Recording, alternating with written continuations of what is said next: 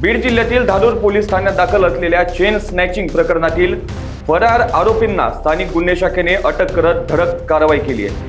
तांत्रिक विश्लेषण व सीसीटीव्ही फुटेजच्या आधारे पोलिसांनी आरोपींचा माग काढत परळी येथील इराणी वस्तीत पहाटे कॉम्बिंग ऑपरेशन राबवले। दिनांक 28 मार्च 2026 रोजी करण्यात आलेल्या या कारवाईत कंबर उर्फ डंपर शहाजान इराणी वय वर्ष 45 व हसनैन बरकत अली मिर्झा बेग उर्फ इराणी वय वर्ष 20 या दोन सराईत गुन्हेगारांना ताब्यात घेण्यात आले।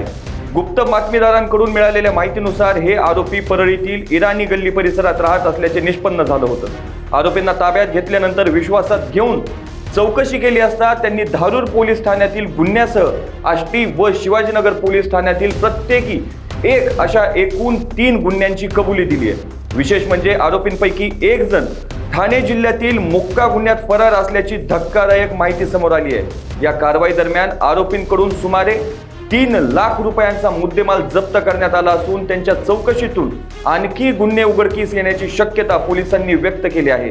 अटक केलेल्या दोन्ही आरोपींना पुढील तपासासाठी धारूर पोलीस ठाण्याच्या ताब्यात देण्यात आला आहे।